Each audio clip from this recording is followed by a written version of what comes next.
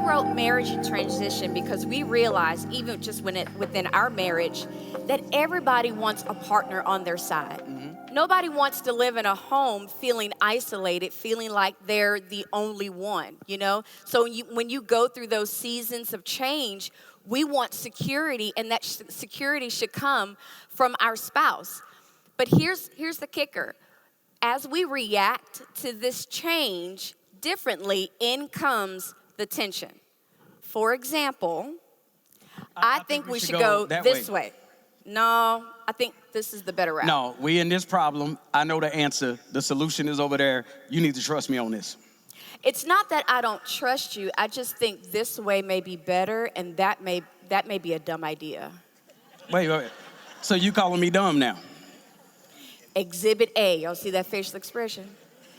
Okay, transitions can create tension, and it'll test your togetherness, okay? All right, so it's rough to have a spouse in your home, but you feel just a million miles apart. And so that's why God gave you his presence, but then he also gave you a spouse who's present, a spouse who you can go through that uncontrollable change with together. Yeah, so the challenge is, y'all, when you're facing circumstances, it's a fight to understand your spouse's perspective. Right. Understanding and empathy. These are two things that are huge. I like to say when we were talking about the small foxes that spoil the vine, understanding and empathy become like little fox traps.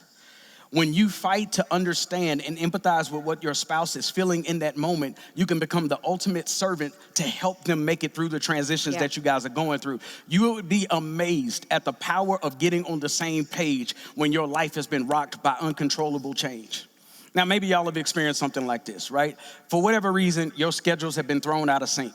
It could be school programs, it could be traffic has just been crazy, or you working extra hours on the job. For whatever reason, you guys may be making more money, and yet you're more stressed out. Your communication isn't as good as what it once was. Your date life begins to die, and sex becomes a mythical unicorn. And all of a sudden, this becomes your new normal. Okay, so here's another example. So transitions like the birth of a child, absolutely joyous. New life, new bond, all of that. But for mama, it may be a difficult season because she may be dealing with postpartum depression while serving as an all-you-can-eat buffet platter, you know, for the baby. And then on another end, dad may feel overwhelmed. One, because, you know, he can't have you-know-what for 6 weeks. My God. Now, some of y'all probably broke that code, but it's supposed to be 6 weeks. So hands off, 6 weeks. But then also, he's having to balance the new level of expectation and demands and budgets for the house. But here's the thing, they both must work to understand one another, expressing empathy in support of one another. Yeah, because here's the thing, and this is huge, y'all. If you don't solve it, if you don't solve whatever the conflict is when you all are going through difficult moments, unresolved trauma will echo its way into your future. If you don't deal with it, it will hunt you down in the future, it will track you down, and it will rear its ugly head all over again. And your current warfare will stem from something you went through a long time ago. Right. And instead of a transition leading to transformation, it becomes a future marriage trap. And you become stuck living out of the brokenness of some unresolved trauma that happened in your past. And if you guys can imagine an earthquake, all of a sudden things are shaking above ground because of the brokenness that's going on beneath the surface. And a lot of times what happens is we go through a situation. Whatever happens, some type of grief, some financial difficulty, whatever it is, it happens between a husband and wife, and a fault line forms.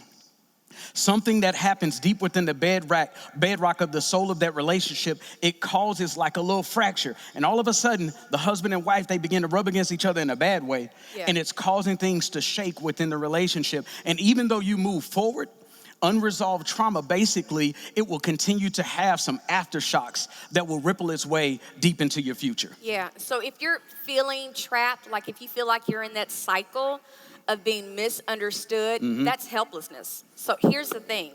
You don't have to stay that way. Amen?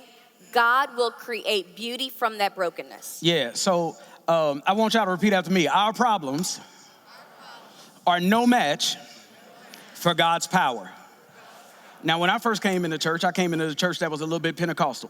So when we repeat stuff, we put a little to it. Y'all just kind of said it. It was a little weak. So I want y'all to repeat after me. Our problems are no match for God's power. Yeah.